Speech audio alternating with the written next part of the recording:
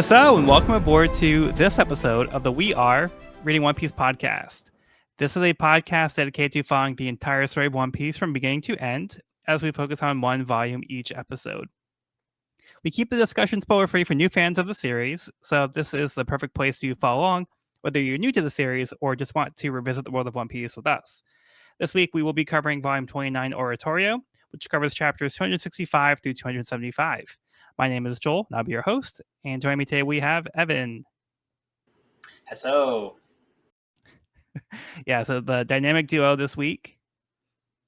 But Sean did give us a little gift. He gave us some summaries, so we'll be reading those later on in the episode. But for right now, let's just dive into the recap from the last volume. Wiper committed to taking down Enru at all costs and led his warriors into battle, knowing that not all of them may survive. They ran to Vassal Shura, who managed to trap all the warriors at once with a string challenge. Wiper managed to avoid the string clouds and took Shura out with a blast from a powerful reject dial. The gold hunting members of the Straw Hats were separated by the large Anaconda attack and encountered adversaries of their own. Luffy had a brief confrontation with Wiper that ended in a bazooka battle before Luffy found himself stuck in a strange cave. Zoro defeated the Shandian warrior Braum with the flying slash attack, and Chopper outsmarted Vassal Gadatsu in his own swamp challenge. Robin struggled to defend the ruins as Commander Yama showed no respect for the history of the surroundings. Kabikiri came face to face with Kami Enru himself and quickly came to the shocking realization that Enru wielded the power of lightning, as he was able to take out a large number of people all at once. After defending the Mary with Gonfor from Kotari and Hotari, Konos and Pagia arrived with Isa along with Nami's repaired waiver. And we pick up pretty much right there as we dive into chapter 265, Pirate Robin versus Heavenly Warriors Commander Yama. Nami tests out her newly repaired waiver, which Pagia explains was equipped with a rare jet dial.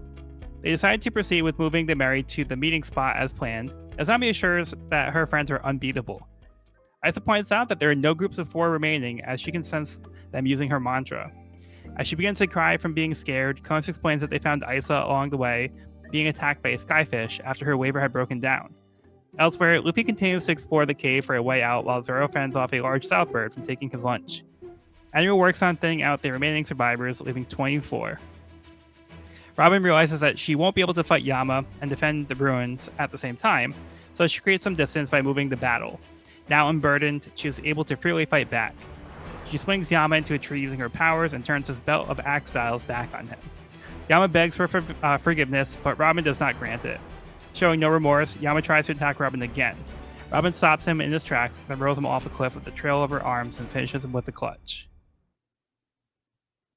All right, so what'd you think of this one?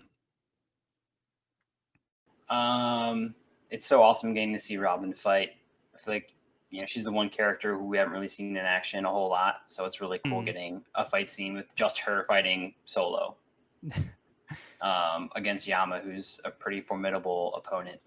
But it's just cool seeing her using her devil fruit and outwitting her opponent. And there's also a point where we see, kind of like in the opening attack, where she kind of swings Yama into the tree and kind of uses Yama's own force against them.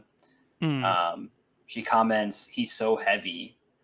So I feel like that kind of lends me to believe that maybe the arms that she is able to create only have so much strength as her arms in real life. Right. Yeah, I think that's exactly her it. Arms. Yeah, exactly. So each arm is as equal to a regular arm of her own. So it's just like super strength, so she can only handle what she can with a regular arm. Mm-hmm.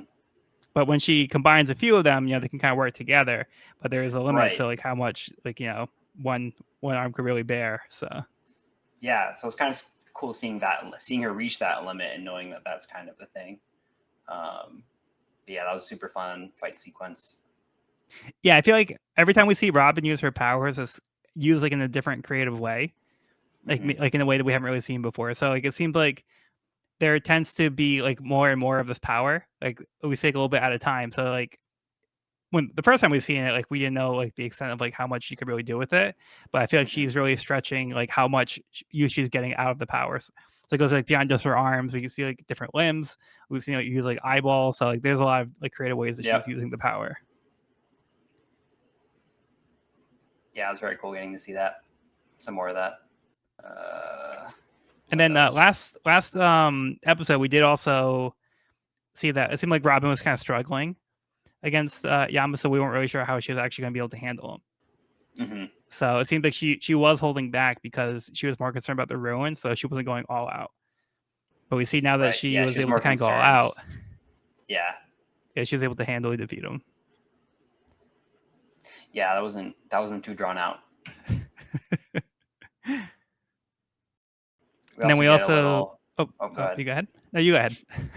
I was just gonna comment on Isa's mantra ability. Like we get a little bit more of a sense of how in tune she is with everyone's mantra and how much it's affecting her. Yeah. Obviously, like being able to know where everyone is and like a war is raging around them, and so like she's very directly aware of what's happening and the amount of carnage that's going on in the upper yard. So I'm curious to see how that kind of like ties into the story later on. She's clearly a pivotal character in this plot.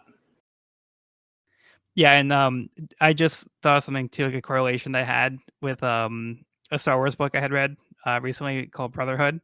So again, like kind of connecting to like the Force, like how that works. There's a character in that story who's like overwhelmed by the Force because she can hear like so much all at the same time. So that kind of reminds me of Isa in this case too, where like she can just like she hears like all this going on, and she's like hearing voices like fade out, and she knows what that means. So like it's like pretty terrifying to her to like hear like all these voices going out like so quickly in such like a short period of time. Yeah, it's pretty intense. And we do see that Nami's labor that they found had a jet dial, which seems to be not very common up here. So we've seen a jet dial where Gadatsu had the jet dials, but it seems that like that's not really a common one that like a lot of people have. So it's kind of fortunate that she does have that. Yeah, that's awesome. I hope the waiver makes it through. Yeah, fingers crossed. Yeah, I love how she's just so like naturally good at like naturally gifted on it. Yeah, it's a fun detail. Yeah, her own like natural abilities, just really like lend itself to navigating it, like the waters and everything. So she knows how that works. So yeah, it's cool that she's able to apply it in this way. Yeah. I think Zoro's interactions with the Southbird are pretty funny. So he gets mad that the Southbird is like following him, and then like Zoro thinks he's like trying to fight him. Yeah. I wish Zoro could put this together because he knows what a Southbird is and he knows why its head is pointing that direction. And he's still all like, "Why is your neck like that?" Come on, Zoro. We've been through this. Yeah, that's funny. Yeah. Meanwhile, Luffy's just kind of wandering this cave, kind of clueless. Classic. So I kind of feel like this is another one of those types of moments where Luffy's kind of taken off the out of play for a little bit. So he's not like interacting with like the main story, what's going on. So we've seen this like in the past where Luffy just kind of like gets stuck in stuff, like like Arlong Park, he got stuck in the cement and they got stuck in the water. So yeah, I was gonna bring this later up, like during like more of the battles. Like I feel like Luffy's usually incapacitated during like the build up to the boss battle. Yeah. And then usually like makes his appearance at like the last possible moment, Like I feel like that's kind of been a trend that's happened for the past few arcs. Yeah. Which is fun. It kind of gives everyone a time to shine and then leads up to like the ultimate boss battle, Yeah. So yeah, I feel like Dragon Ball did that a lot too with Goku. Yeah, like they always find a way for like Goku to not be involved with the fight right away. So they would delay it. And, So like, yeah, perpetual. Yeah. Again, Robin's fight was so good. I also love her Yeah. composure and like how, she led Yama out, and then she like very calmly takes her backpack off, takes her hat off, sets them neatly in a pile, and it's like, okay, let's do this. Like let's Yeah. throw down. Yeah, I don't know. And her vibe this whole volume is cool because I feel like she kind of has this like Indiana Jones archaeologist adventurer kind of suave kind of personality, and had to be. Yeah, she doesn't really get shaken up by a lot of things. Like when even like there's like life-threatening situations, like she seems to keep like level head about it. Like we saw like earlier when they were out at sea with like Masra, and they saw like the giant like turtle showing up. Like she has like a kind of morbid like perspective of things, but she's not like worried or concerned about like really like what's going on. So yeah, she just seems to have that kind of air about her, which I really respect. Totally. Similar to Zoro in a way. I feel like Zoro is also one of those people who's not easily rattled and kind of keeps his head in like battle situations. Maybe not every situation, but in intense situations or life-threatening situations, he seems to keep it cool. Yeah, he gets excited about that, like the prospect of fighting sometimes. Yeah, for sure. Or frustrated at a southbird in the jungle when he's lost. Kind of easily frustrated, cool. but when it comes to battle, like he's all good. All right, ready to move on? Yep. All right, so we got chapter 266, Pirate Chopper versus Vassal Ohm. The summary is brought to you by Sean. With Yama dispatched, Robin gets back to what she does best, exploring ruins and ancient history. As she walks through the ruins below Giant Jack, she notices that the topography doesn't match up with the map. Consulting her notes, she seems to come to a shocking conclusion. But first, we cut to Chopper, who is determined to reach El Dorado first by climbing Giant Jack. At the top, he discovers more ancient ruins, as well as the massive hound Holly and his master Ohm, the last remaining vassal of Eneru. At first, Ohm remains calm and passive, telling Chopper not to be afraid, as he is mourning human frailty. He questions why humans keep destroying one another, how they long for happiness but fight regardless. He supposes that is simply their nature, but resolves that there is a solution. He decides they must all die, which Chopper finds to be quite a frightening solution. Ohm decides he will save Chopper too, but Chopper takes issue with this particular method of rescue. We cut again to Rocky kneeling over Kamakiri's terribly burned body. The man clings to life, but implores Rocky to stop Wiper from trying to face Eneru, who claims to be invincible. Rocky promises she will, leaving Isa's bag with the wounded man before rushing off toward the temple. Meanwhile, we see Zoro seemingly back at the sacrificial altar. Did he go in a circle? No, he thinks it's just a similar looking location. The Southbird laughs at Zoro, who does not take it well. Spotting his bag and mistakenly assumes there is food inside, the bird takes off into the air with it. But not before Zoro grabs onto the bag and is taken along with it. Elsewhere, we find Luffy walking to the end of the passageway, assuming it might be a trick door. He launches a Gum Gum bazooka at the wall, but nothing changes. Suddenly, the ground seems to erupt by his feet, and he is tossed around like a ragdoll. Finally, we return to Chopper, who is running in terror from Ohm. The doctor decides he needs to escape and regroup with the Straw Hats, and assumes that since Ohm fights with a sword, he should be okay if he keeps his distance. But moments after he imagines this, Chopper is sent flying and bleeding by a blast of energy from Ohm's sword. The bespectacled Vassal claims that Chopper is in the Iron Challenge, and there is a survival rate of 0%. Not liking those odds. No, not looking good. You never tell me the odds. 0. Well, we've gotten the odds for every other battle, and they've all been, brutal, but not 0. Well, Swamp Challenge was like 50%. So that was a lot better comparison. Yeah. That's not so bad. I forget what Satri's was. I feel like it was like probably 25% or something like that. That's hilarious. But 0% is a real good track record for Ohm. It's a tough challenge. Poor Chopper. I love when Chopper finds out that information, and in his shock, his hat flies off, but his antlers also fly off of the hat. You caught that? Yeah. Oh, that was so funny. I love that. Yeah, that makes it seem like the antlers are attached to his hat. To the Like, hat. but they're not. Like it's actually part of his head, but it's just like a visual gag. I know. I thought that Yeah. was absolutely hilarious. Yeah, I do remember. I think the first time through the series, I did wonder if that was like the case where it's like, wait, are the antlers part of the hat? Like, why did they come off? But like, that's not the case. Yeah. Yeah, and this is a pretty tough because Chopper's going from Gadatsu, who we saw was a little bit of a goofball, to Ohm, who is a lot more serious. Even like his philosophy is a lot more serious and dire. Yeah. And then his fighting style is a lot more ruthless, I think. Yeah, it was pretty intense. And those odds, man, the odds don't lie. Is this This is the second time we see Luffy fall through or no? Is it? Let's see. Oh no, never mind. I am mistaken.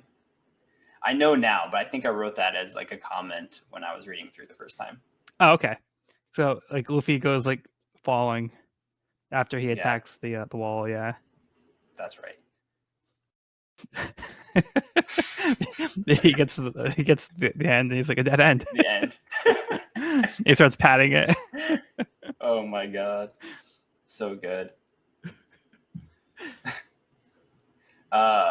We also got a little tidbit that the Rumble fruit is the most powerful login type. Did I say that right?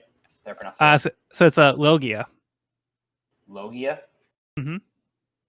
Oh shit, I just wrote that down wrong.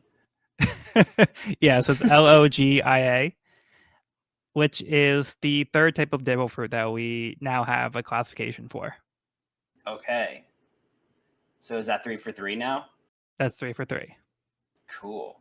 Yeah, so the Logia types are typically going to be more like elemental in nature, where like their body can physically turn into like what the embodiment of the fruit is. Cool. So we're talking crocodile, smoker. Yep, like I said before, Ace. No, anyway, so you can see like how like their bodies like become intangible when they go into that state. So is Luffy also that type? So Luffy is not. Luffy's not. Yeah, so his would fall under Paramecia. So Luffy's a little tricky in a way because Luffy's body is rubber, but he's not turning like into like a rubber state. His body's just kind of always rubber. It's a constant state. Yeah. And I think it's more similar to like Alvida's devil fruit, where like her skin turned like smooth, like the smooth fruit. So like things like would like slide off her skin. So I think it's more close to that because like Alvida's also not like a Logia type.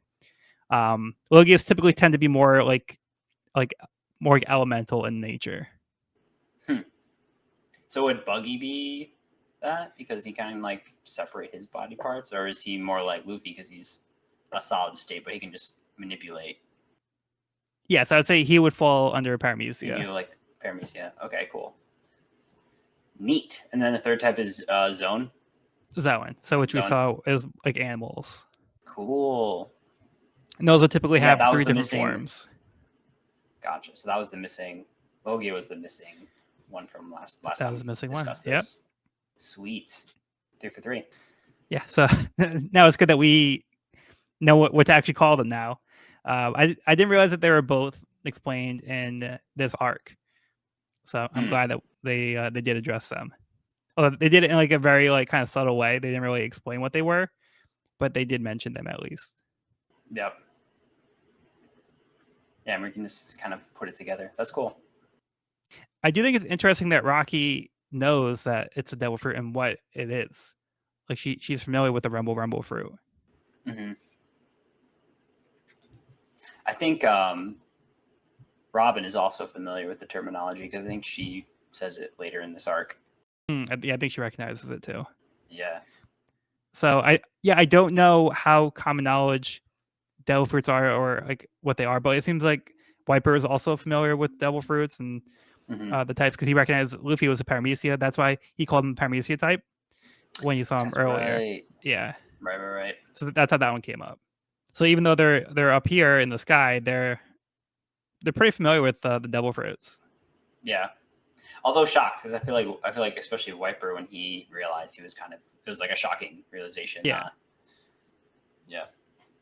Well, it seems that they're probably less common up here because they typically are relying on dial power. It's usually how like a lot of the fights are conducted up here. So there's not too many devil fruit users. And I do think it was funny that Zoro ended back up at the altar. Yeah. so He went he full not only circle. went the opposite direction. Yeah, he went exactly like the wrong direction, the opposite direction he should be going. He ended up back at the starting point. So good. Classic. But he did catch a break with the Southbird, taking him up into the air, so that way he Yep. didn't have to like try to walk and navigate his own way back.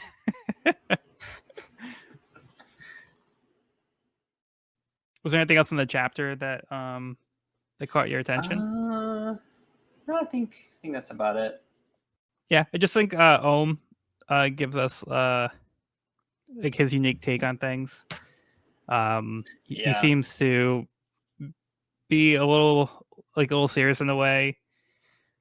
We briefly mentioned it earlier, but like, yeah, he's like kind of like humans are a lost cause, and I feel bad for them, but the only way to put them out of their misery is to like kill them. So that's the only solution. That's my goal in life now. Kind of a nihilistic view on life right there. Yeah. And then also talking about the vassals in the SPS, we did get a brief mention of them having ties to Buddhism. Mm-hmm.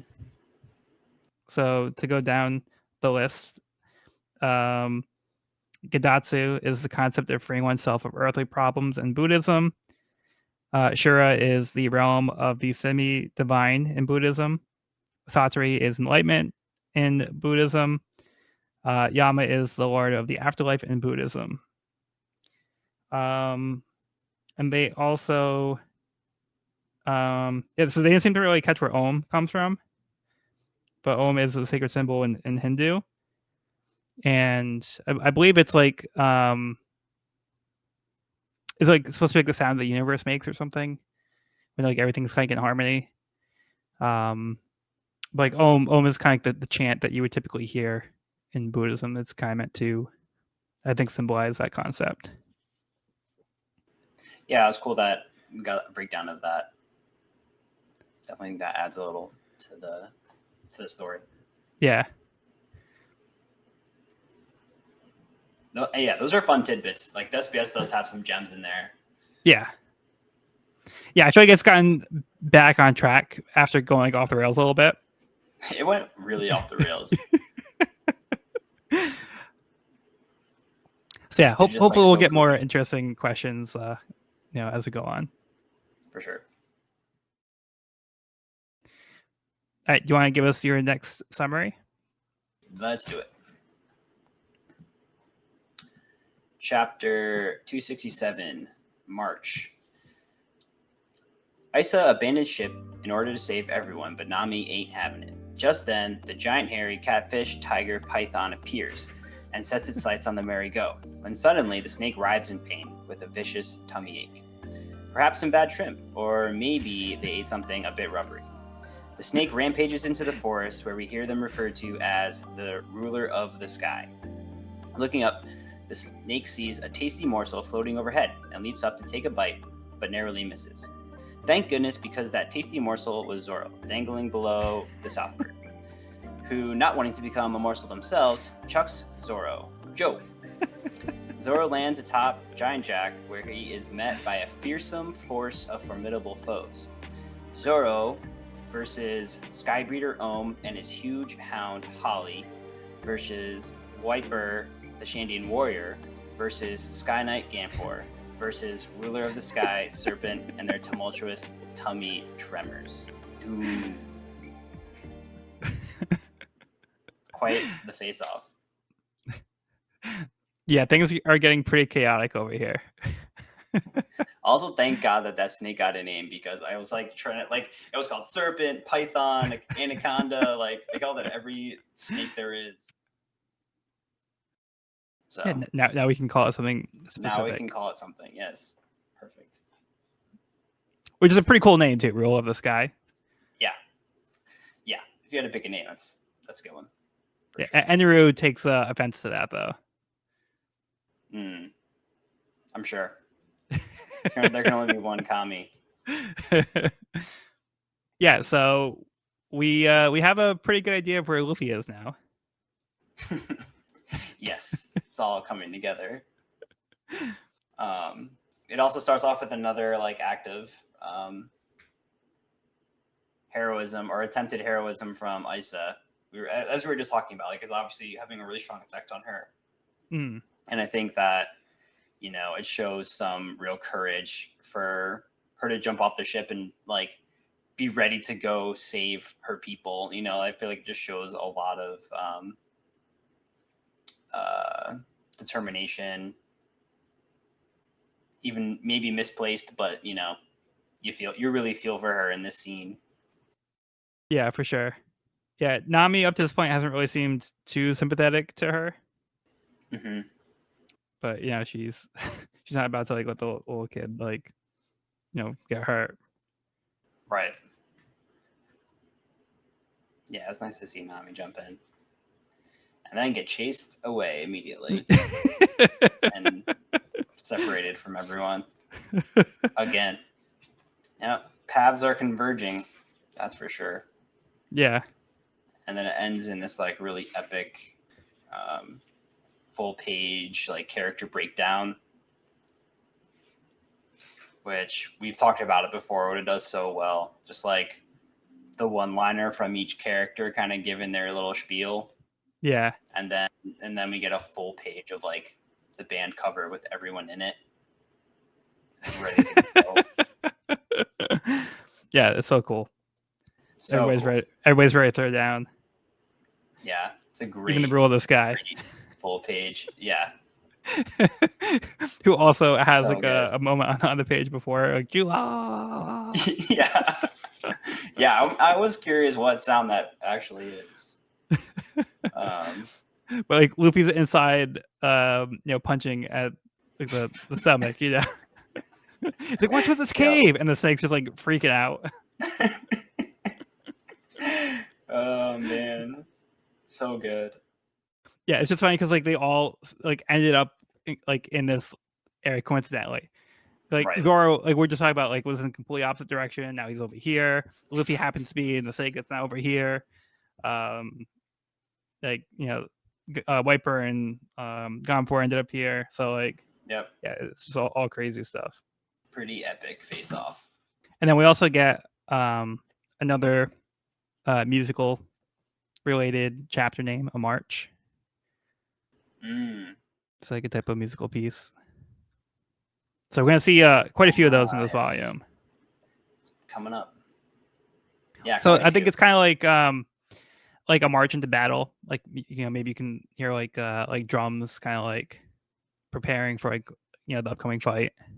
Yeah, the chorus of Jula la la la la la from Ruler of the Sky. Yeah, that's a good point. Like I noticed that they were themed, but I didn't really think about them much deeper than that. Like the actual march into battle. I like that.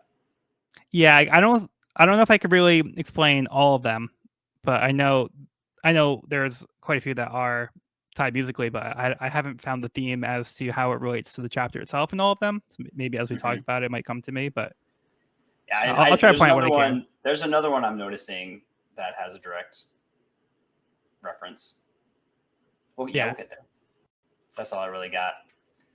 It's yeah. all build up to this epic battle. Just one other thing was Gonfor makes his arrival, and he talks about how the Kami's temple. There's no point going there now. Oh, He says it yep. was tragic. Everything was destroyed. Enru was not there, of course. He was sending a message that he no longer has the use for the temple. So you can see like the temple's been destroyed. There's like people on the ground. So Enru has been like, yeah, done with this place. No, just wipe my hands, moving on. This plot is in motion. Which we'll get more details of that coming up. Mm-hmm. All right, ready to move on? Yep. I love the cover art of this next one. It's like this cool serious photo of Robin with like, and then there's a little like seal in the corner, like with like the ball. yeah, just like a goofy little character in the corner. I do really like this one. Because This is a it's good got one. like a castle in the background, like bats, and then there's Yeah, like a wolf. So it yeah, looks right. kind of Like it's like all themed minus the seal. yeah, it's like kind of like gothic. Yep. And then like Robin has a shirt that says dark on it. Yep. And then like you said, there's just like a seal, like kind of Random like seal. why is the seal here? There's like no water. I do love these though, and there's some really good ones in this Yeah. volume. Some cool little just like cover art, chapter art. Yeah, this one in particular is really cool. Yeah. All right. Chapter 268, Sweet. It's a battle royale. Every man for himself as Zoro, Wiper, Gonfor, Ohm, and Holly fight. Zoro is surprised to see Holly as a hand-to-hand fighter. Robin discovers that the ruins continue below the clouds and starts digging her way down. Back at the fight, Zoro is startled to find Chopper unconscious on the ground nearby. While he's distracted, he steps on a trap which nicks him with a barbed wire cloud. Ohm taunts Zoro as he tends to his fallen comrade. Nami escapes on the Waver as she evades the attacks of the Heavenly Warriors. As Robin further explores the ruins and comes across the city of Shandora, she takes a moment to admire the sight.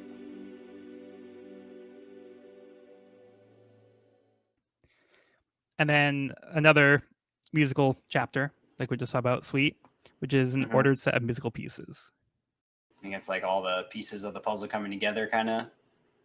Yeah, so typically a Sweet will be parties. like different pieces that are kind of set in an order to like then they're not specifically going to be like part of the same song, but they might like connect to each other in ways, or they might like bring something back. But they're typically just going to be like like a set of like pieces together that are considered to be part of the same collection.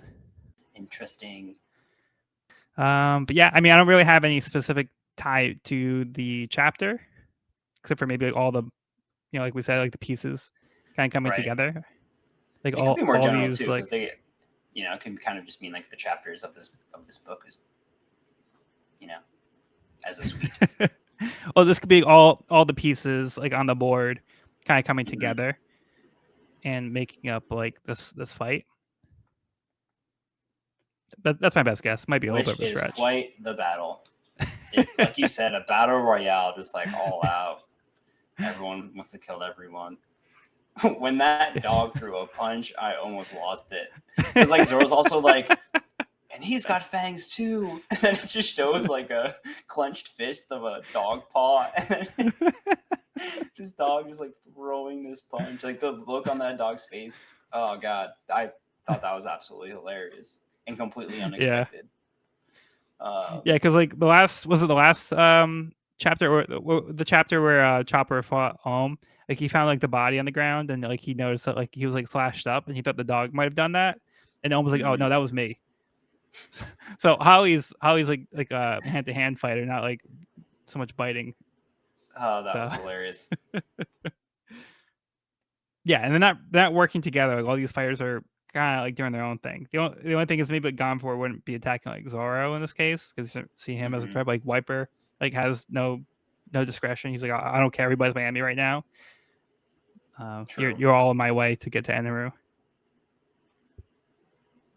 Yeah. Wiper and Ohm are pulling no punches. Yeah. And neither's Holly, literally. Oh man, so good. Back to, we were just talking about how cool Robin's powers are and how she uses them. I feel like this excavation scene is awesome, of showing Robin like cutting up the ground and then passing it through a series of hands to like, you know, get it out of her way. I think that was super fun and clever. See, again, like every time we see her using her powers, she's using it in a different way we haven't seen before. Yeah. Well, we kind of saw this technique when she was fighting Yama and kind of like pushing Yama along the ground. To throw Yama off the cliff. That was similar. Still, still so cool though to see. I just really like seeing her ability in action. I think it's a fun one. Yeah, she's kind of having like her own little adventure here. Yeah. She's uniquely qualified for this type of situation. Like she's the one who would be able to find information out from the ruins, and she'd be interested in like these details. And for sure. Yeah, this must be. Yeah, this is like, you know, the holy grail for her. Like she's in her element for sure. Yeah. I feel like Ohm gives up a lot in this chapter, just like verbally like explaining things. Like he's just giving his opponents a lot of info. Like, yeah, there's hidden traps everywhere. Like you can't see them, but they're like hidden throughout and they're triggering these things. I'm like, yo, don't give it all up. Like leave some of it to be, you know, figured maybe out he's that confident because if he's had a 0% survival rate, it must not have made a difference even when people in the past have found out. Fair enough. And I do like the moment when Zoro notices Chopper on the ground, because he gets like so concerned and like he like runs over and tries to help Chopper, and then he gets caught in the barbed wire. And then like Ohm's kind of like, "Hey, stop worrying about your friend. Worry about yourself." Yeah, this is a great line. This is a great line from Zoro. He says, "No, I don't like to fight with a motive." And Ohm's like, "Oh, I see, an idealist." And then Zoro's like, "I can feel one coming on." Such a good line. Yeah, that's a good one. Yeah. I don't normally fight with a motive, but you're giving me one. Like the way he's holding Chopper is like so sweet. Yeah. Yeah, that's a great moment. We also get our first look at Shandora, the Lost City of Gold, which is also another great full page shot, full page illustration. Really like drives it home. Yeah. Like just what we're looking at here. Feels kind of like Chicha Itza in a E. Chichen Itza? Chichen Itza. I'm not gonna be able to correct you on that one. It's in. We'll go with yes. It's in Central America. Yeah, it's in. Yeah. It does give like very like kind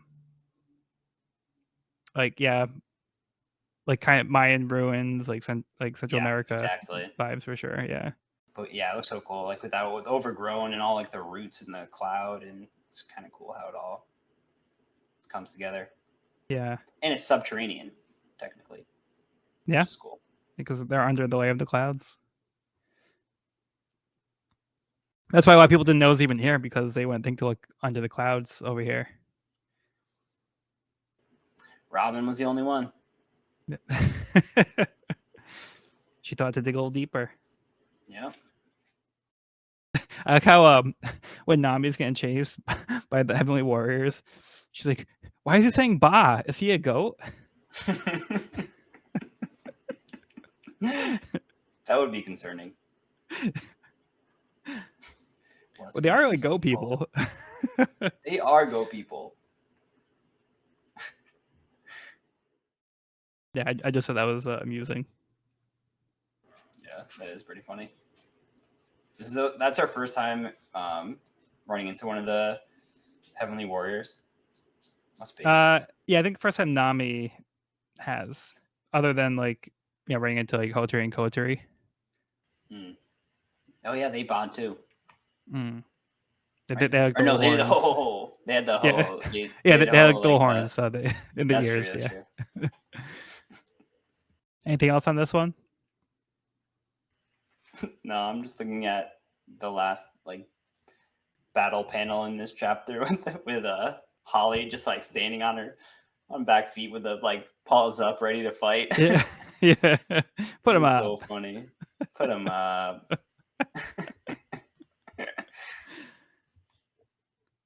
All right. So let's get on to the next chapter. Chapter 269, Concerto. Cronus and Paglia find themselves unexpectedly defending the Going Merry, as well as the incapacitated Sanji and Usopp, at the eastern shore in the upper yard. Paglia blows a horn on his way over to apparently ward off enemies, while Cronus resolves herself to help Usopp and Sanji recover. Meanwhile, we see the perspective of the remaining Shandians and the opposing Heavenly Warriors as they seek to climb Giant Jack. Rocky internally begs Wiper not to use the reject dial again. It's not good for Enru.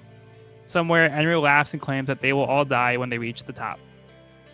Wiper is busy at the moment, firing blasts at Gonfor, while the ex-Kami tries to reason with the angry Shandian that they are allies in this struggle.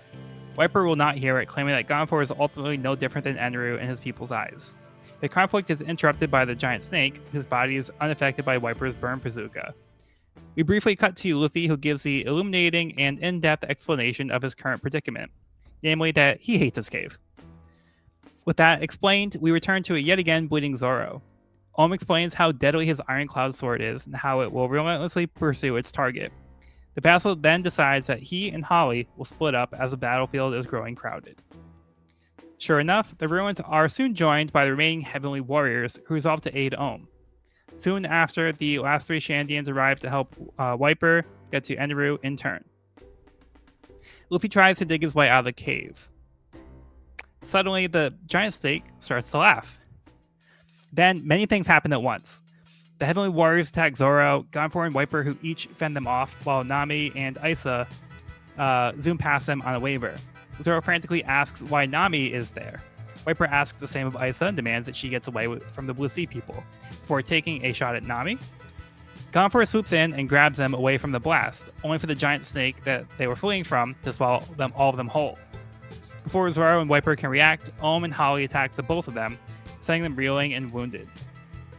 Ohm calls them fools, claiming that they should have never been concerned about the others, as none of them will leave this place alive.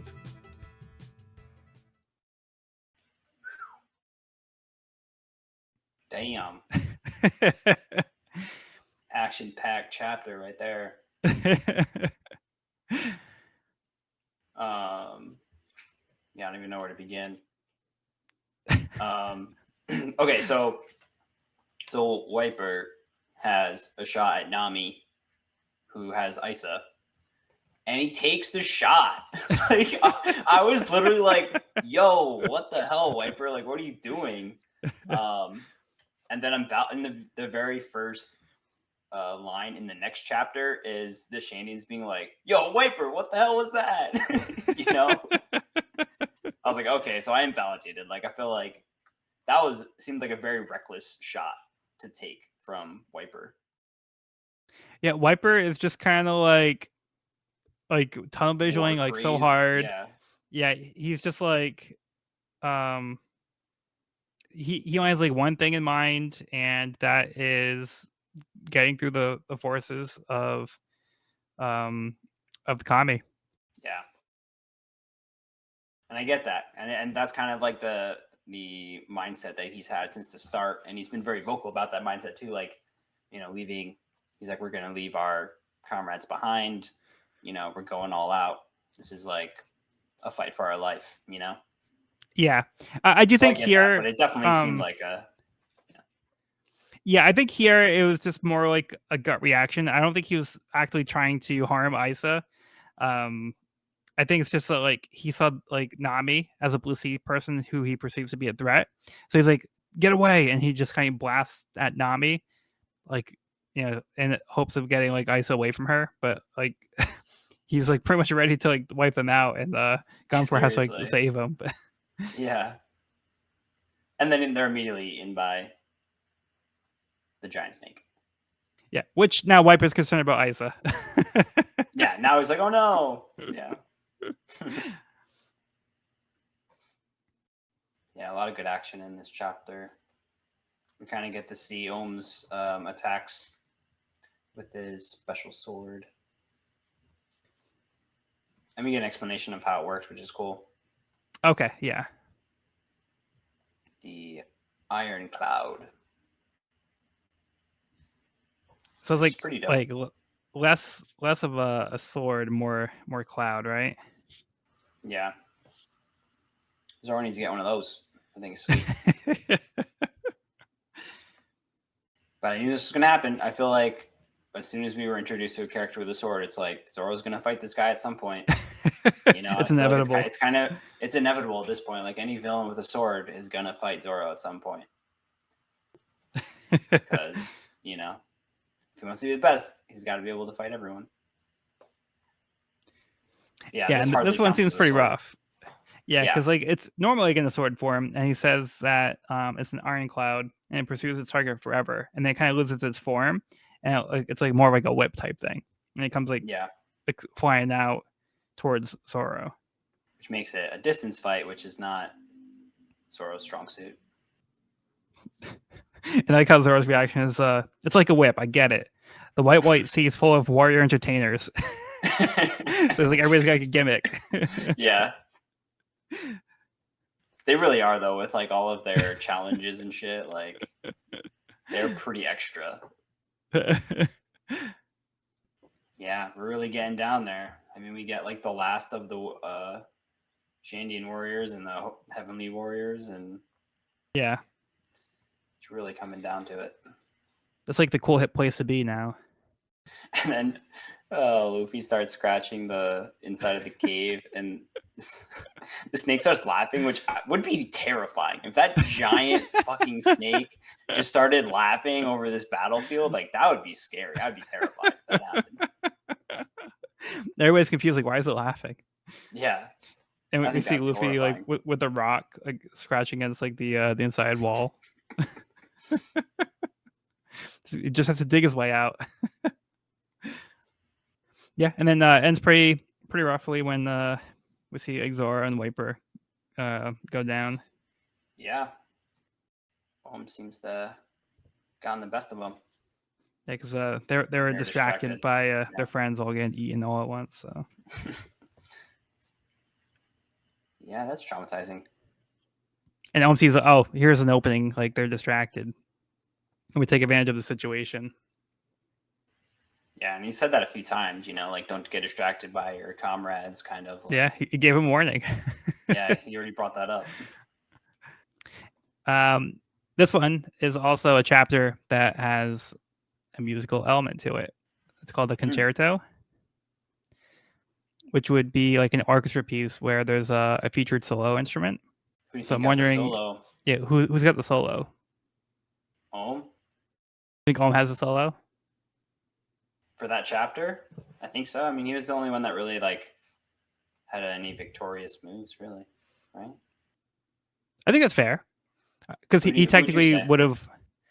I would agree with that because I think he kind of won the fight, quote unquote, in this chapter. Mm-hmm. So we were compared to like there's all these other players before, and Om seems to be the one who's kind of standing. So I would say he's kind of the solo person, unless you don't count like Holly. Yeah, I don't know. Ruler of the Sky, he got a few snacks in there. Nah, I feel like Om kind of came out on top that one. Yeah, I would say that's fair, but I'd be interested in seeing if other people had like other interpretations for that. But to me, that probably makes the most sense. He does get that final looming doom panel too to close out. That's a solo moment. It's time to shine. That's pretty much all I got for that one. Yeah. Okay, let's move on. Chapter 270, Serenade. Zoro and Wiper have been incapacitated. Om has the good guys on the fence. Quite literally, Holly has triggered an iron cloud fence that encapsulates the battlefield, dubbed the White Vine Cage Match. As Zoro and Wiper get to their feet, Rocky appears from the forest to deliver a message to Wiper. But before she can get her message across, Eneru himself appears behind her. She swivels and shoots him with her rifle. The shots land, but bear no damage. Wiper watches helplessly from behind the cage as Eneru takes down Rocky with his zappity zap zap technique. Wiper, enraged, turns his focus on taking down the ruler of the sky, which just so happens to be Zoro's target as well. The two squabble as Holly intercepts them with a furry flurry of fisticuffs. Meanwhile, in the cavernous tummy of the serpent, Nami, Gamfor, and Isa are getting their bearings when they come across the bad shrimp himself, Luffy.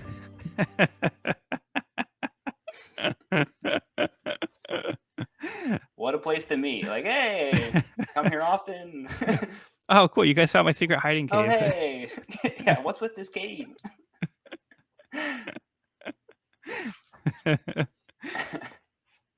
Yeah, I love this page where they find Luffy, and Luffy just looks like he's like been through some stuff. Yeah. Yeah. Like His clothes are like shredded. Yeah, like he lost his sandals, like he has like his clothes are in tatters, like Got a walking stick. he reminds me of like Robin Williams in Jumanji. He's like, what year is it? Yes. Like I imagine Luffy had like a giant like beard and like facial hair and stuff. Now his hair's all grown out. Oh my gosh. Like, So Luffy, funny. you've only been gone for a few hours. How have you like grown so much beard? Yeah. Yeah, it's pretty funny. Well, I feel like we see why Ohm has that 0% with this cage thing. Like that's a pretty solid way to, boost your percentages. Yeah. Literally, Let's get ready to rumble, rumble roll fruit. Rumble fruit. That's Ender's cue. The White Vine Cage Match. You guys can't have a rumble without a rumble fruit user around. Oh, that's so good.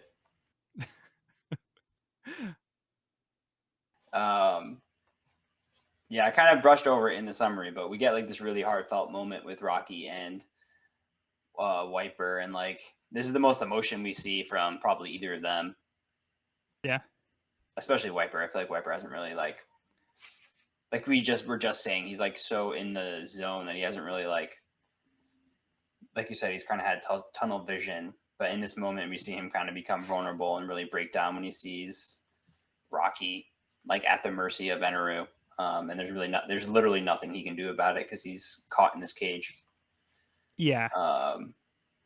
So yeah, that was one of those like hard to watch moments. Yeah, just like the moment like you see like that panel with Eneru, it's like, did you call for me?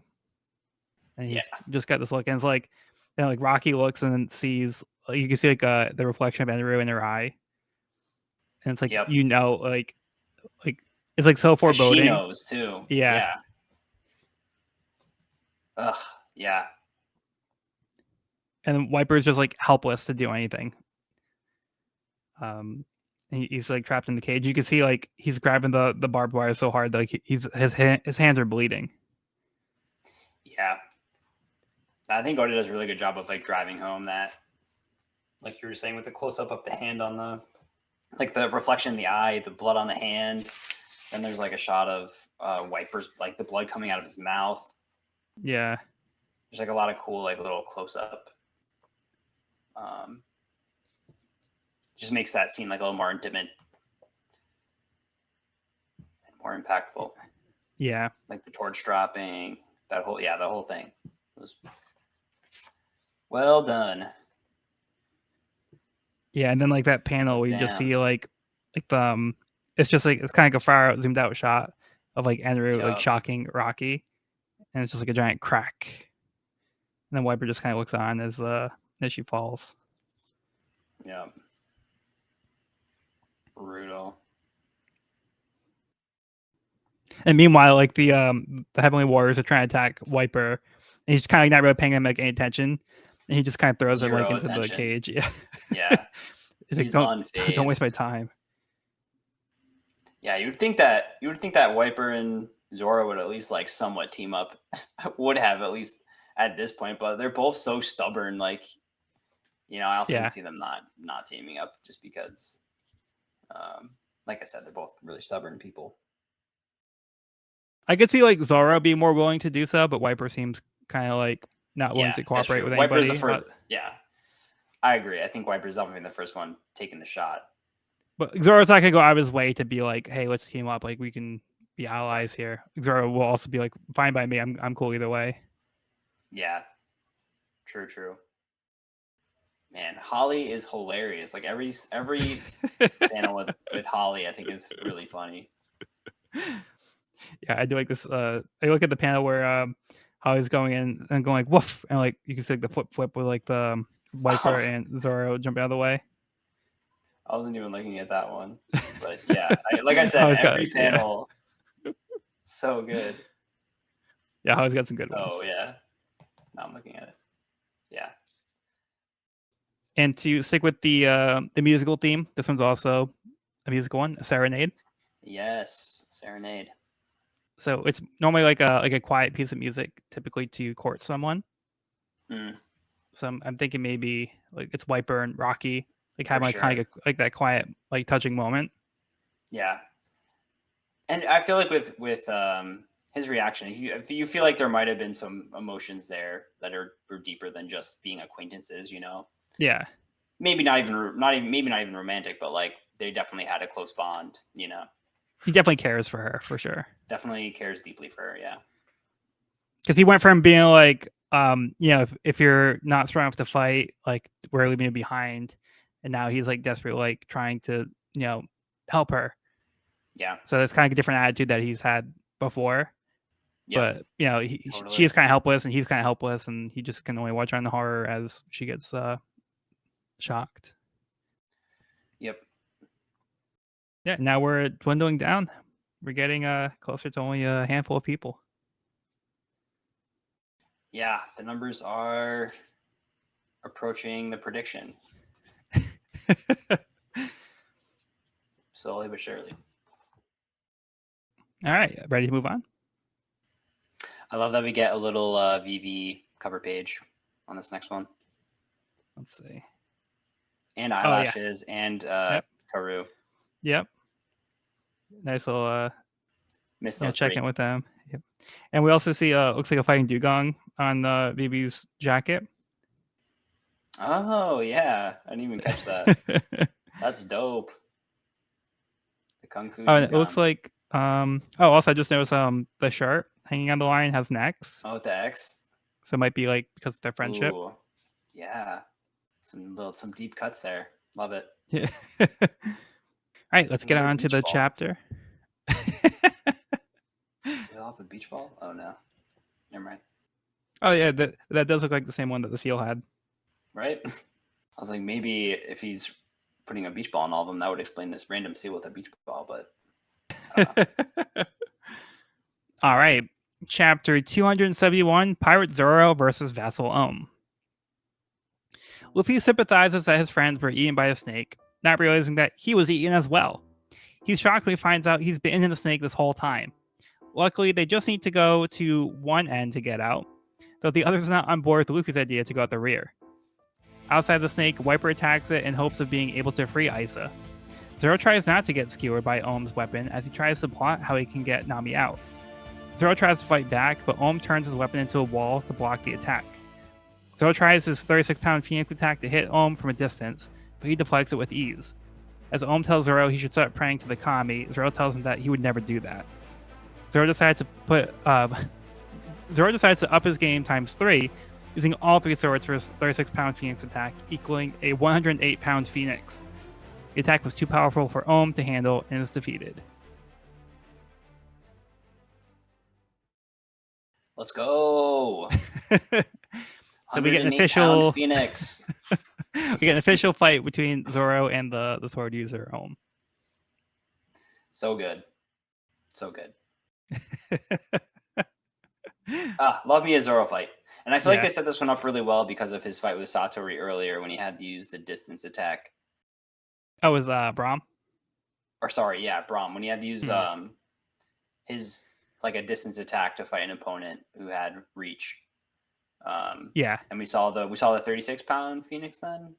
Yeah, because he only used one sword. Yeah. So he tries So it yeah, again here. I thought that was a nice build up because we kind of got the taste of this earlier. I think that was like set up nicely. Yeah. So I was like, all right, the one sword didn't work. All right, we gotta go with all three. No holding back this time. And I noticed that he put the bandana on his head. Like, did you notice that? Like, I wonder if does he do that when he's using his three sword style? So when he runs into the wall, his glasses break and he drops those, and then he puts on a bandana, and then he's wearing a bandana for the rest of the fight. I do feel like he kind of puts it on when he's like in a serious mode. The serious fight mode. Yeah. Yeah. So that's when he's like, all right, I'm Also, like going down now. Yeah, and I feel like three sword style for him is also that. Like, I feel like he doesn't use three sword style every time he fights. It feels like in this regard, like when he's taking it very seriously, he'll go to three swords. Yeah. Yeah, he doesn't immediately jump to it. He kind of I think he tries to test the waters a little bit to see like how much he can do without relying on his full strength. Right. Because this is the first time we've seen it this arc. Yeah. Because he's had the goggles like the whole time. Yeah. Yeah, that was a great conclusion to that battle. The long-awaited sword battle. Yeah, and that final page is really cool in particular. Yes. Where you see like the slash connect.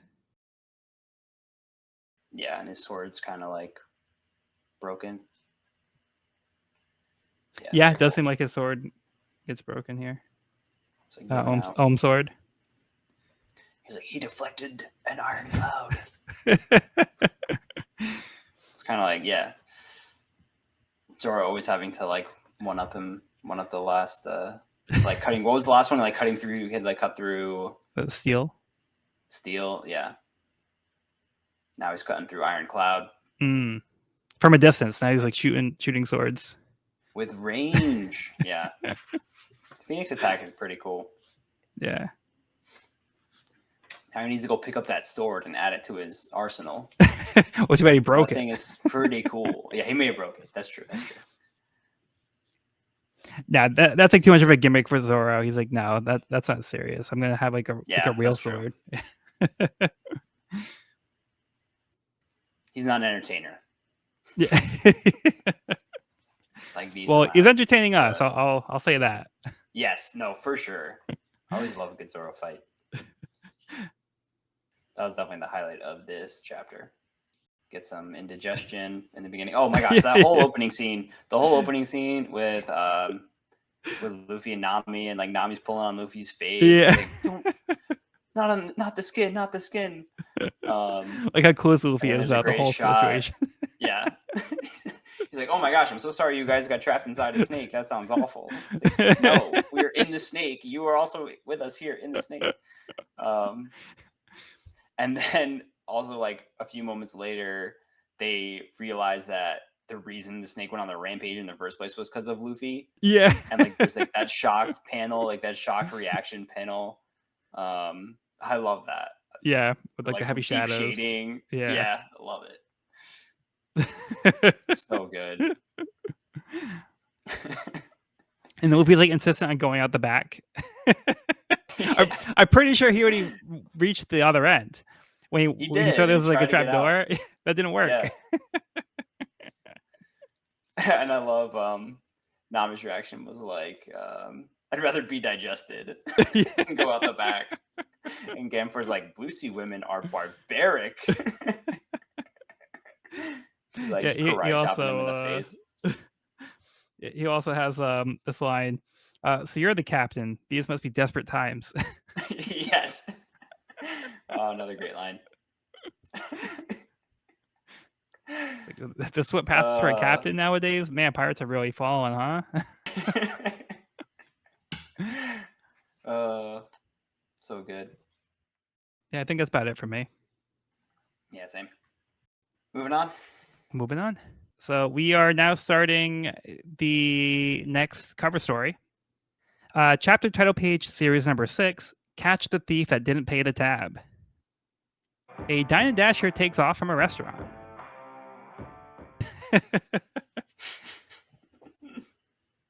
Good Yeah. start.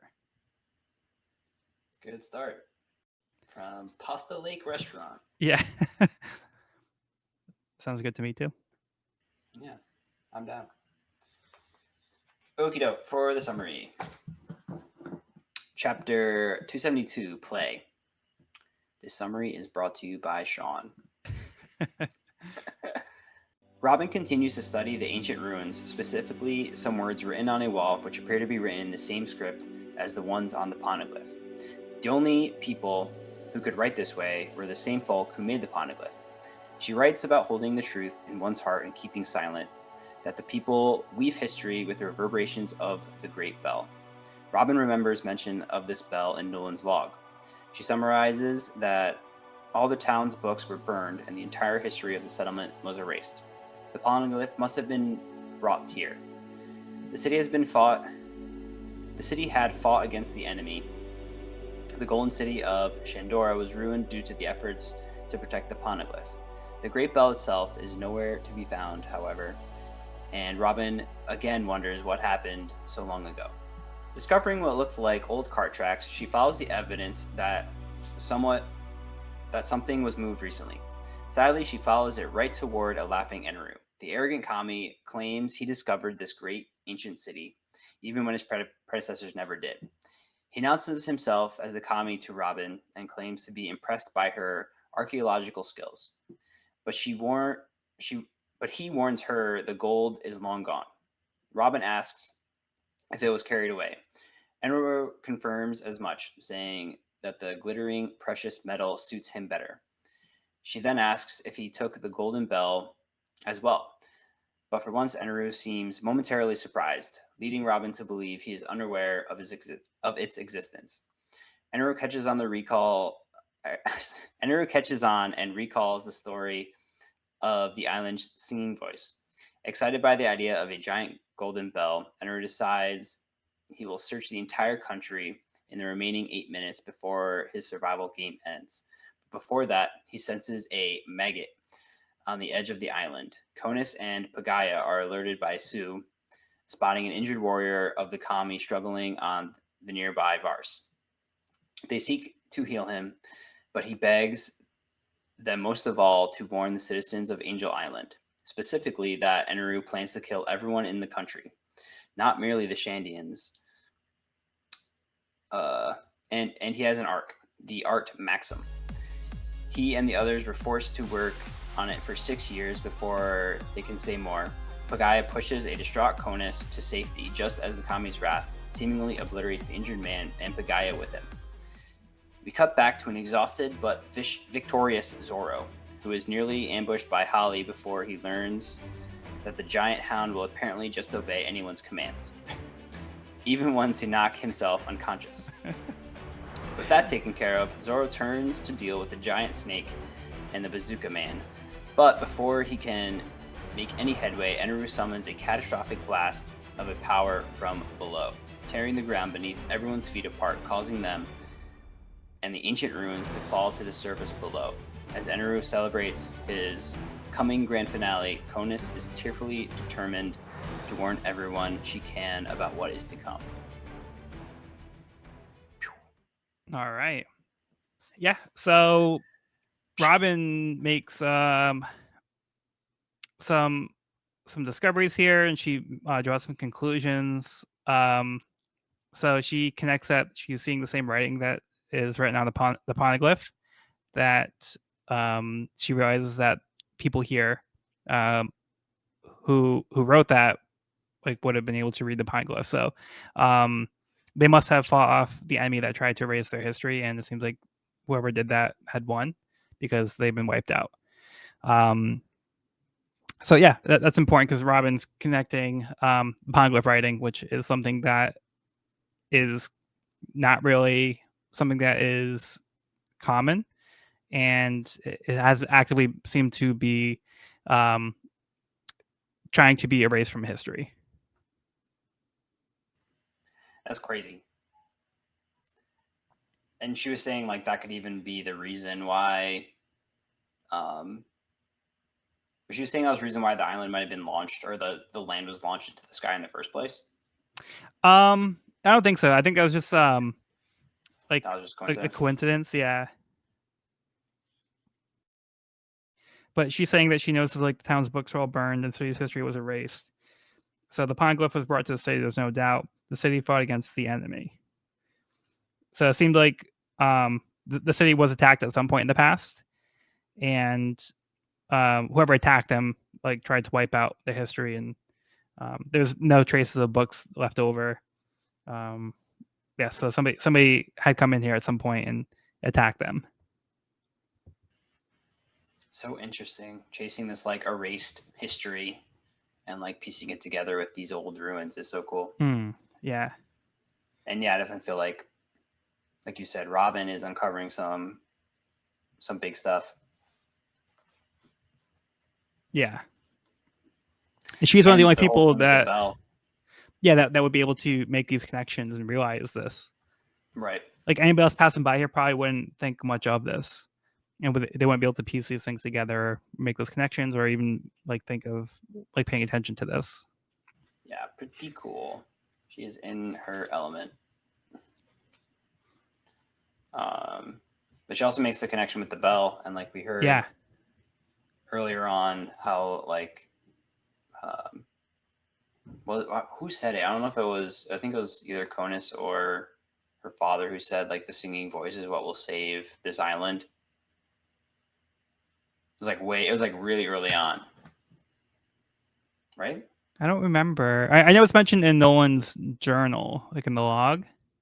They mentioned the Great Bell, but yeah, I don't know about I think the it might have singing been in the voice. beginning when Conus was like playing the harp, and they were like, "This song is gonna something about a song saving the land or something like that." I don't know. When the bell came up, like I remember, I made a connection with that from earlier on in this arc. I have to go back and check that Yeah, out. I have to go back and check that. Because when they said it before, it felt like foreshadowing, and now it's like, kind of coming to fruition, or like the pieces of the puzzle are starting to come together. But like, the bell definitely seems like a crucial part in this, in saving the island. Yeah. And then Robin's noticing where the bell should be. It's not there. So yeah, and kind of like Sean said in his summary, like that was kind of the first time that the commies kind of been like, huh, like a golden bell. Like that was the first time that he wasn't fully aware of everything that was going on. The man he seems to recall everything is. Yeah, he seems to recall that. Oh, actually, no. I think I do know what you're talking about. But maybe doesn't realize the significance of it. Yeah. Yeah, because he's intrigued that Robin can read the symbols, and he wants to know what Robin found out. And then when Andrew can't really provide more information about the golden bell, he says, "Oh no, wait, the bell is here. It's here. It came to the sky." 400 years ago, when Upper Yard was born, in other words, when this island came flying up here, legend tells of a great bell ringing in the sky. The elders call it the island singing voice. So the bell was made of solid gold. So he sees it as like something else that can be added to the prize pool of the winner, who he presumes is going to be himself. Yeah, and then we get more details of what Enru is planning. Yeah, very tragically. Yeah, I mean, sounds like there's a lot at stake now. Everything's at stake. Yeah. Everything and everyone. Yeah, so the survivor tries to warn them that Enru's plan to destroy everything now that his Arc Maxim has been built. All the other followers have been disposed of, and we have an escapee who has survived, and he's trying to get the word out that like everybody needs to like evacuate because Andrew's going to blow up the entire island. And Pagaya like realizing what just transpired and pushing Conus into the water. What an intense moment. Yeah. And like the sacrifice from Pagaya. Yeah, you can see like the heavy shadows and like the light beam just appears. Yeah. But on a lighter note, it was hilarious how Zoro was able to command Holly. Oh my gosh. Yeah, that was very funny.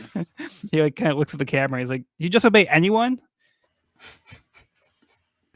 Bang your head and pass out." Bang your head, and pass out, and then like he does the command. That was easy. So funny. Yeah, it was pretty great. Yeah, then Enru joins the fight himself. He's like, "All right, time to make my appearance." Not good. Starts by destroying the battlefield. And part of Giant Power Jack. move. Here's where Robin looking good. recognizes that he has Logia powers. Oh yeah, getting intense. Yep. It's escalating. It's a really cool shot of Zoro post battle, like right after dropping his opponent. Yeah. After just doing the Phoenix move, that like it's like a pretty cool stance. Like that whole cell is pretty dope. Yeah. He's ambushed by the dog. Oh my gosh. Yeah. So okay, so the bottom part is destroyed by Enru because they were all trapped in the cage. So by destroying it, I guess Enru freed them from the bottom. So the cage might have been destroyed then too. Because I don't see it there anymore. Yeah, it must have been like below the cage that got destroyed. Well, that 0% stat just got broken. Yeah. That perfect streak. Yeah. Thankfully, he didn't live to see it. He's gonna be so mad when he wakes up. He's gonna be so mad in heaven. He's not going to heaven. Never mind. Yeah. All right, ready to move on? Let's move on. Okay, so next up we get Ace's Great Search for Blackbeard, Volume 2. Sorry about the Dine Dash. Turns out the Dine Dasher was Porcus the Ace. Checks out. So now we're getting in the Ace cover story. Yes. I'm excited for that. We don't get enough Ace, so I'm excited for more Ace. He gets a whole story, and right where I left him, he was looking for Blackbeard, so he's still on the hunt. Apparently he broke because he can't pay for food. Or just chose not to. Yeah, which is not so surprising now that we see who it is. Yeah, right. As he probably fell asleep in the food. Yeah. Oh, man. All right, let's get your summary for the next chapter. All right. Kidoki, chapter 273, Quintet. Kaboom! The upper ruins fall from the sky. Nami hops on her waiver and plans their escape from the belly of the beast. But unfortunately, Luffy was holding onto the exhaust, leaving himself and Isa behind in a puff of cloud. Ganfor and Pierre are separated, and Pierre circles back for Luffy and Isa. At the base of the beanstalk, Zoro, carrying Chopper, is reunited with Robin and Nami and Ganfor. Whipper also survives the skydiving and finds himself in his homeland, Shandora. The ruler of the sky begins to act odd and sheds a tear when Enru catches wind and smites them with a lightning bolt. Enru then hops on a cloud ball and tells the remaining warriors, "This is all a big silly game and someone must perish for his prophecy to come true." After a brief sidebar, it turns out no one is in the mood to sacrifice themselves, so they decide it must be Enru himself who shall perish. The last round of tryouts begin. Who will make it into the quintet? All right. Yeah, another this one. Yeah, I figured that one was kind of on the nose. Yeah. So that one's a little bit more obvious. Like a quintet would be a group of 5 musicians. Yeah. Usually in like a chamber setting, like chamber music. That one checks out. Man, it's a good thing they landed on clouds, or that would have been a bloody mess. Like that was not Safe a landing. small fall. Like Yeah. that was. Yeah. Good thing the ground is made of clouds. And of course, Luffy can stay stuck in the beast because, as we were talking about before, like Luffy's got to be incapacitated until the last possible moment to come out and have his hero moment. Yeah. One a bit longer, Luffy. Yeah.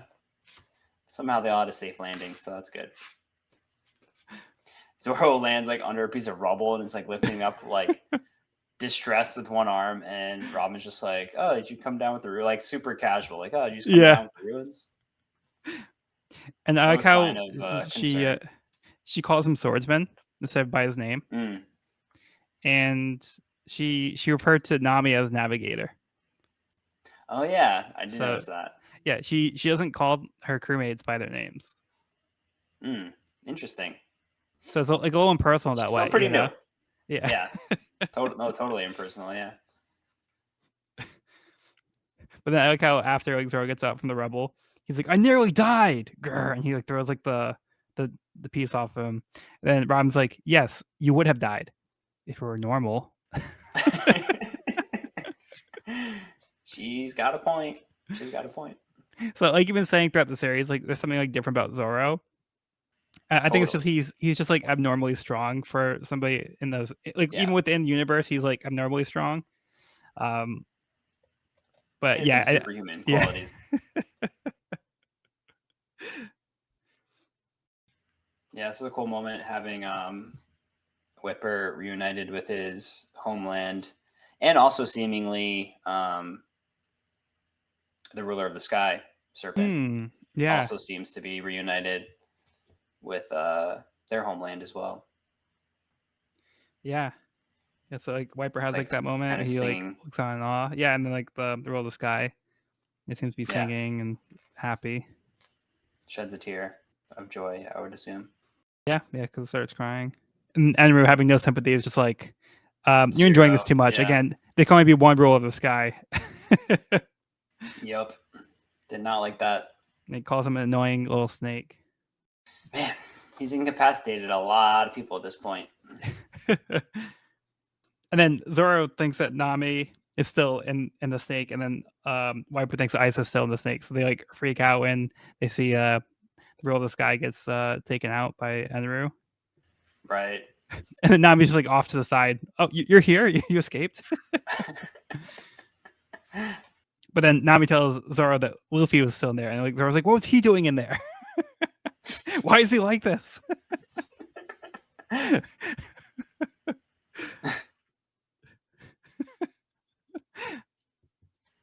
pretty funny. Yeah, and then Enru kind of tells Wiper that, the game isn't over yet, and Wiper's like, he thinks of this as like a game.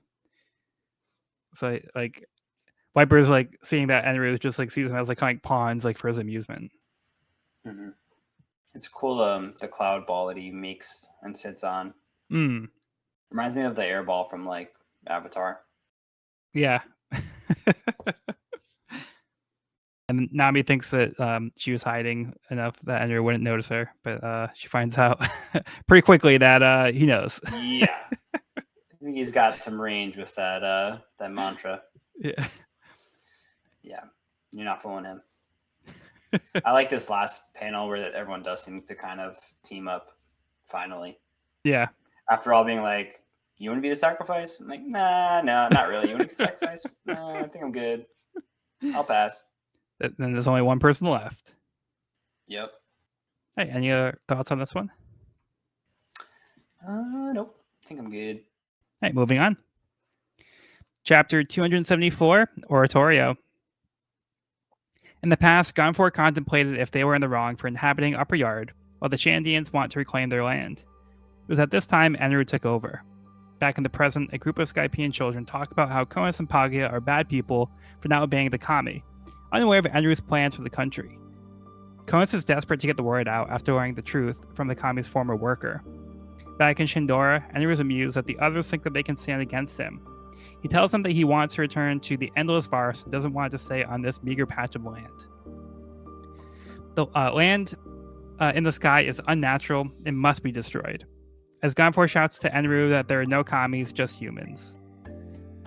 Enru has no regards for humans as he tells Gonfor that he disposed of his former followers this morning after they finished building his ark because they rebelled against him when they found out his intentions. Outraged, Gonfor attacks Enru, but it's no use as he's defeated by 20 million volt Vari. Enru asserts that he truly is a kami. After witnessing this, Robin realizes Enru must have the Rumble Rumble fruit, which is generally considered to be invincible. Now that the survivors are down to 5, Enru invites him to join him in his new paradise. Robin wonders what would happen if they refuse, which confuses Enru as to why. He thinks Robin is trying to manipulate him to not destroy the country because of the Golden Bell. Suspecting that they were both thinking the Golden Bell is in the same location, he decides he doesn't need to keep her around after all. Robin is defeated as Enru attacks her with lightning.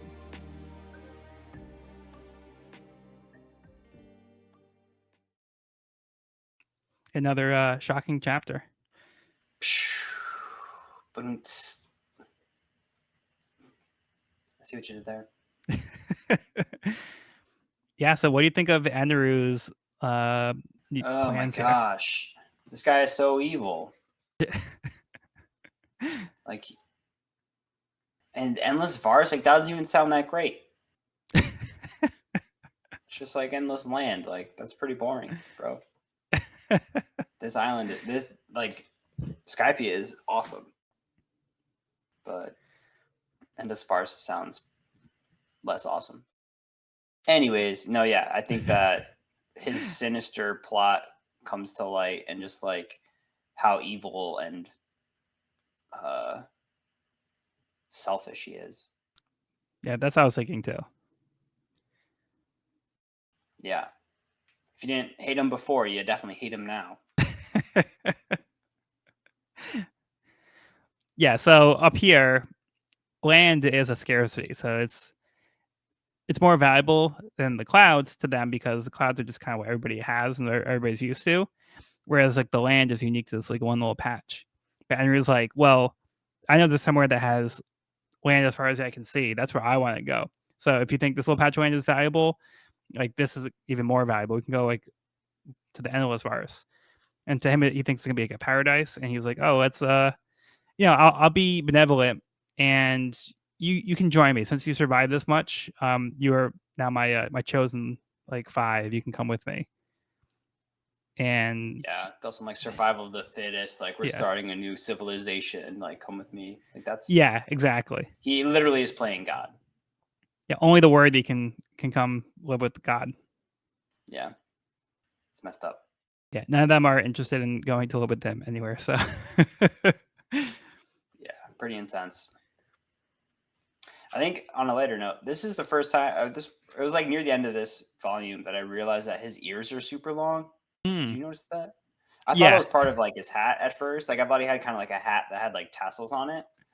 But at some point in this volume, I realized that those are actually his earlobes. Yeah, they're just super long earlobes.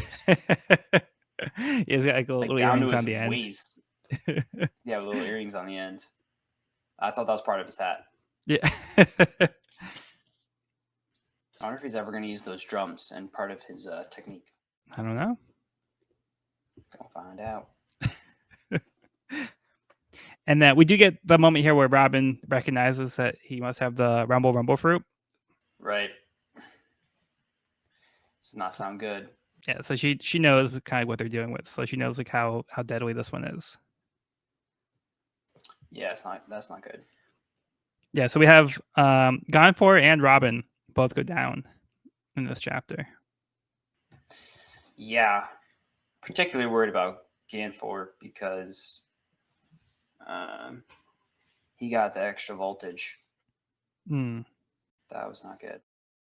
He's also wearing a metal armor. Like that probably isn't good. Yeah, that probably made it worse. Yeah.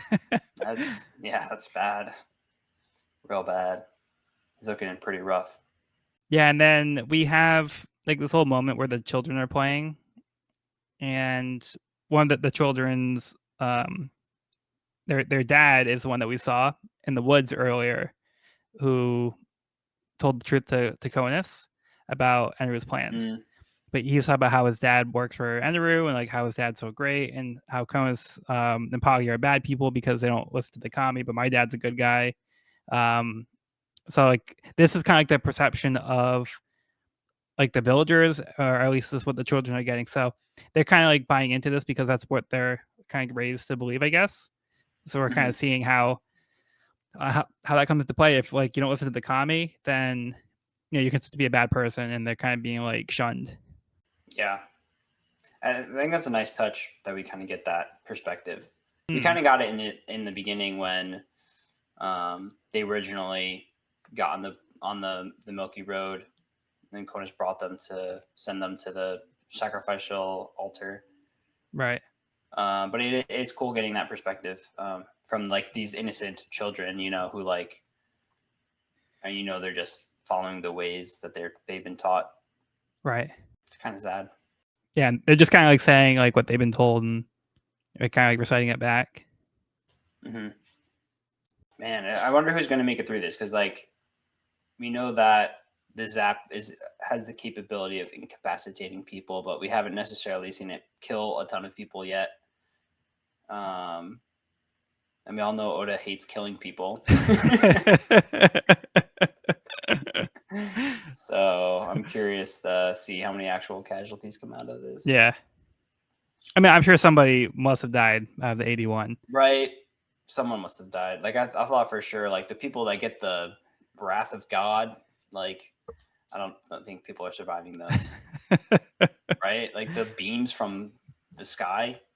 I don't know. Yeah, I mean, we'll have to see how that plays out. Guess so. But it doesn't look good. No, it does not look good. I mean, we're literally down to 5 people. We started with what? I don't even remember what the starting number was, but like It's 81. 81. Yikes. But not all those people are zapped. A lot of those people were just murdered in cold blood. So And Andrew took out like 20 of them all at once, though. Brutal. Yeah, that's true. Even his own quote unquote followers. Yeah. I think they'll pull through. But who knows? Man, the arrogance on this guy. Yeah, we get like his true feelings about how he feels about people in general.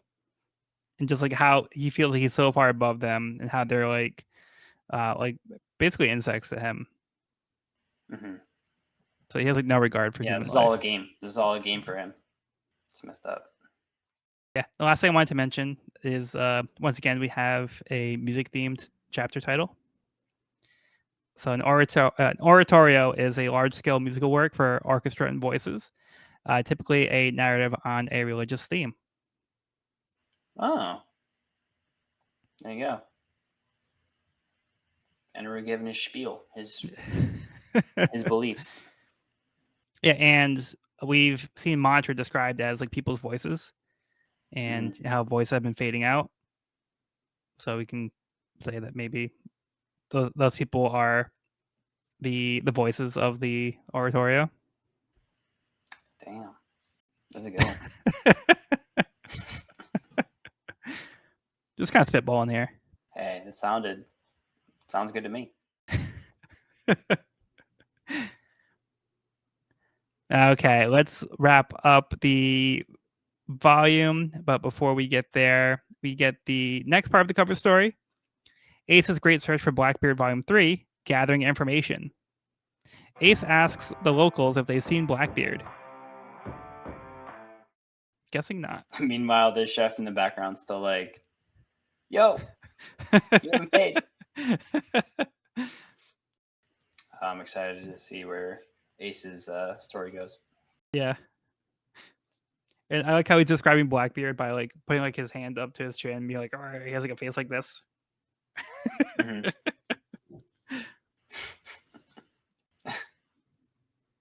Yeah, and then the chef has a PL apron on for pasta lake. Pasta lake.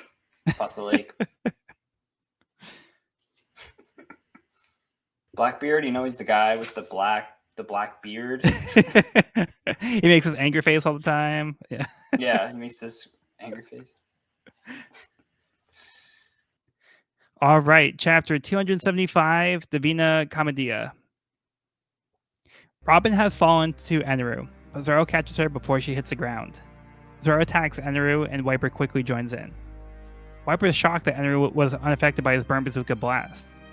Eneru tells him that there is no need to continue fighting, as they can join him on this journey to the endless farce. Zoro has no interest in going, following up with another attack. This time, Eneru catches two of his blades and zaps him. Eneru arrogantly talks about how humans are creatures that were made to bow down to the kami. Wiper is also not interested in anything Eneru has to say as he jumps on him and prepares a blast with his reject dial.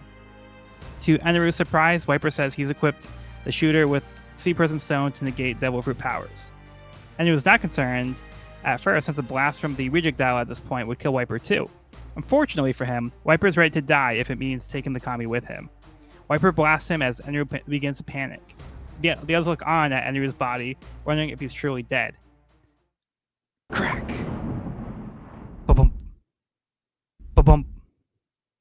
Ba-bump. Eneru managed to shock himself to restart his own heart. Now standing once again, Eneru asserts that people don't fear the kami. Fear is the kami. Damn. What a line. After resuscitating yourself. Jeez. Yeah, that was so awesome. Eneru died. And then just brought himself back. Damn. Invincible. Really smart thinking, though, by Wiper using the Sea Prism. Yeah. That was a great callback, because I was like, what are they gonna like? What's the play, you know? And that was a good one, and it almost worked. It did work. Yeah. But Kami's like, no, I'm invincible. I don't know if you saw that in my title or not, but I'm invincible, so I can't die. Yeah, so kind of like how we talked that about. That was a great final line, though. Yeah, definitely. Yeah, and then like people the do panel. not fear is the kami. Yeah, the panel layout too is like really like driving it home.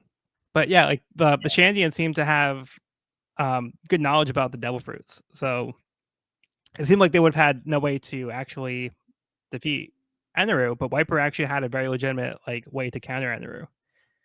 So his dial shooter that he used had the Sea Prism attached to it, so he was able to negate Eneru's powers to the point where he could get the blast off without Eneru, dodging it with his Logia powers.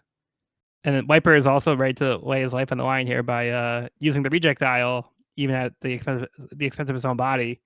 Again, like the only thing that matters to him is taking out Eneru, even if it costs his own life. Yeah, he's come this far.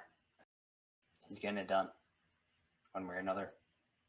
And I like the moment at the beginning of the chapter where Robin's falling, and then Zoro jumps in and catches her. Yeah, I was going to mention that. That's such a great moment. That was so great. That shot of him catching her is so good. Yeah. And the shot of her falling is pretty intense too. Like, yeah, the whole build up to that is wild. Yeah, the kami had some good lines in this one. For sure. Just like his arrogance, and when he goes into the like, for humans, death is their ultimate fear. That whole bit. Yeah.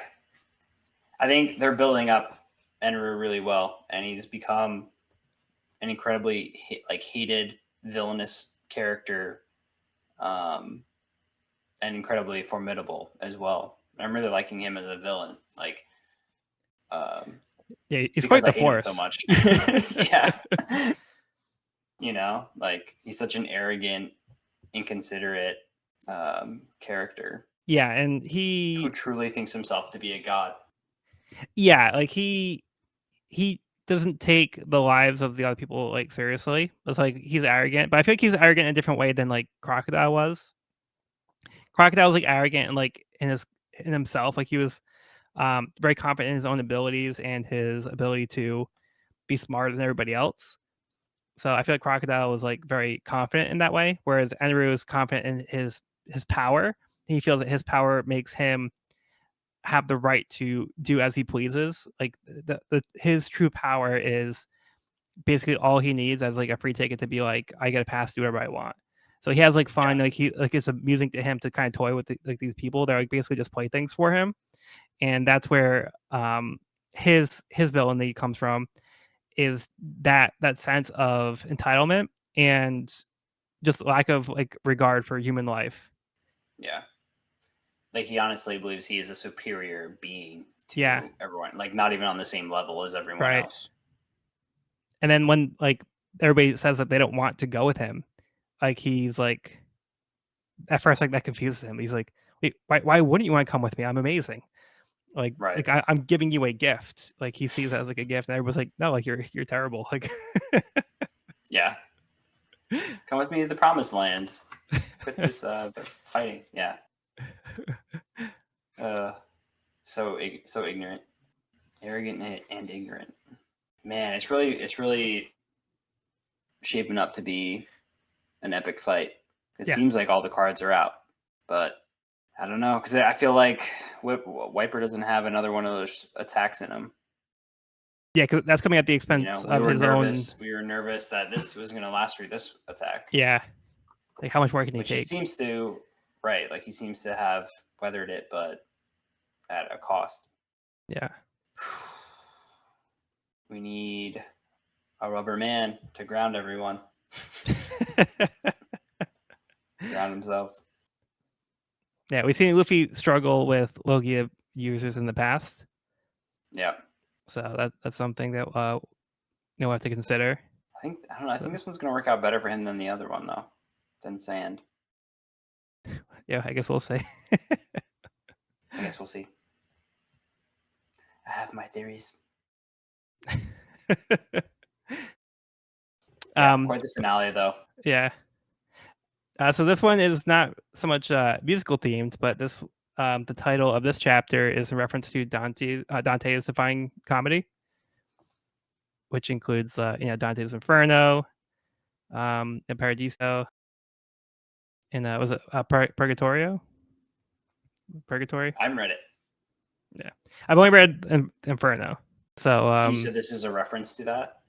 Yeah. So the Dante poem is called the Divine Comedy, and translated to English, but in Italian it would have been Divina Commedia.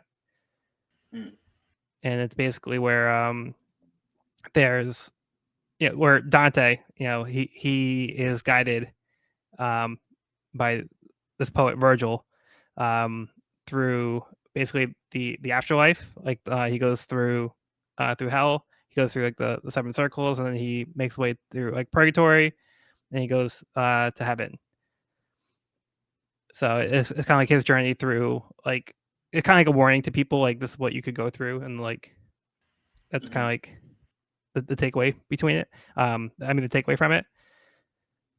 But like I said, I haven't read the other parts. I've only read the Inferno part, but I feel like Inferno is like the most popular part of the story. Yeah, everyone's heard of it. Interesting. But this one, I think it's maybe more like on the nose, where it's like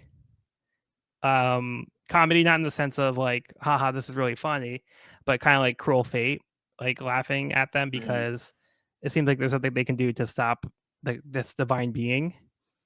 So like even though when they win, it's like a sick joke, they win and he's still not defeated. There's something they can do to stop him. Right. Yeah. Oh man, I can't wait. This arc's been so good. Yeah. I feel like I said that after every volume of Skypiea, but I've been loving this arc so much. Well, there's more to go, so we'll keep on trucking. You can tell we're nearing the end. We're nearing the boss battle. Boss battle round 3, 4. We'll see how many times Luffy gets defeated by Ender, though. Yeah, see how many more attempts it takes him to get out of that snake.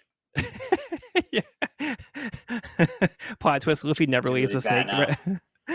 Yeah. The rest of the series takes place in the rule of the sky. Yeah. Now that it's cooked, he can eat his way out of the snake. That's a morbid image. On that joyful note, that will conclude this week's episode of the We Are Reading One Piece podcast. You can find this episode wherever podcasts are found at We Are Reading One Piece podcast.buzzsprout.com or on our YouTube channel at We Are Reading One Piece. This is a spoiler-free channel up to where we have recorded the podcast, so if you're new to the series, you can visit the channel there. You can also find me and this podcast on my YouTube channel at Pirate King Codex for various One Piece content. Next episode, we'll be discussing Volume 30, Capriccio. I've been Joel, and I've been joined by Evan. So, join us next time where Luffy eats himself out of a snake. That's Evan's official prediction. Yep. All right. Well, be sure to bring along all of your hopes and dreams, and we'll see you on the next episode.